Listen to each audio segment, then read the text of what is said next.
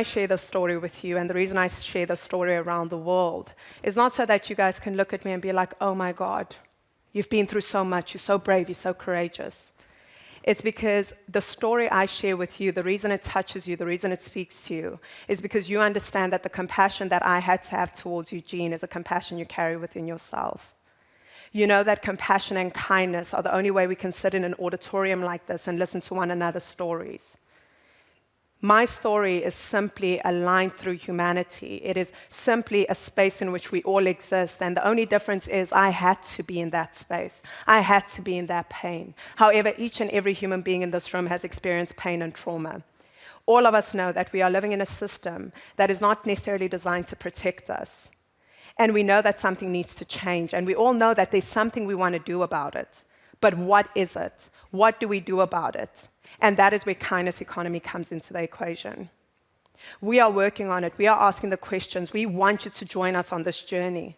We want you to come along with us and ask the questions, because when all of us ask questions, when all of us access that compassion within ourselves, that empathy that we carry on a day-to-day basis, that empathy you have for that old lady who's crossing the road, that understanding that you have that humanity right now is built on competition and not collaboration.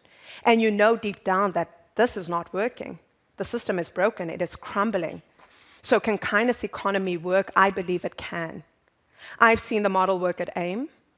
I've seen how people have volunteered over 258,000 hours that was valued at $60 an hour in kindness. They just showed up because they just wanted to make a difference. Each and every one of you are showing up every single day by choosing.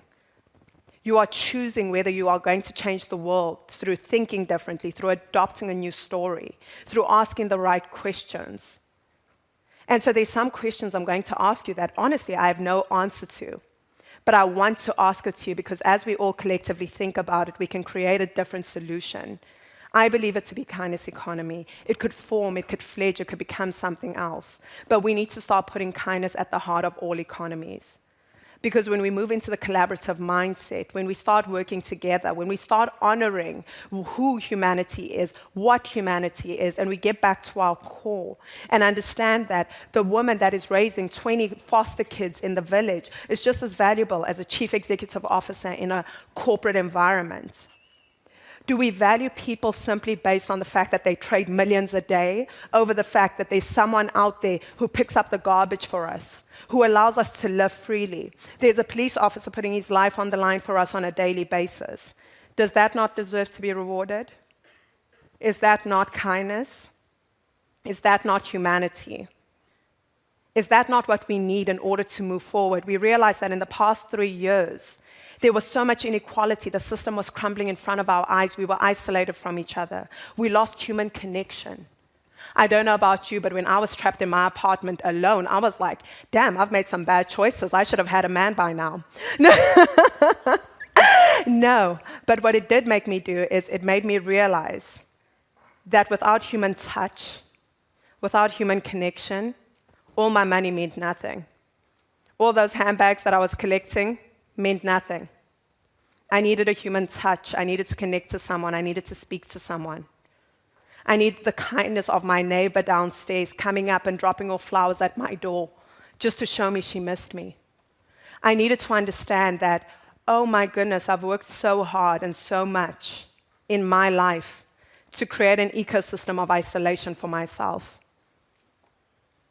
And I think each and every one of us can relate to that. We can relate to being told a story that we have lived through, a story we have adopted as our own, that the only way to make it in any ecosystem is to be the only one, right? I'm the only one. It's great when I'm the only woman in a corporate environment, right?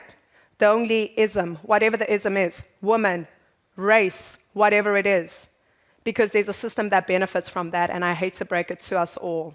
We are not the system that's benefiting. And so today I am asking you the question, I'm imploring you to walk along this journey with AIM, with myself, and to ask, are we going to start choosing kindness? To ask, are we going to start choosing family? Are we going to choose ourselves? And are we going to choose our oneness? It has been my greatest privilege and pleasure to be on the stage for you today. Thank you for being here. Thank you. Thank you.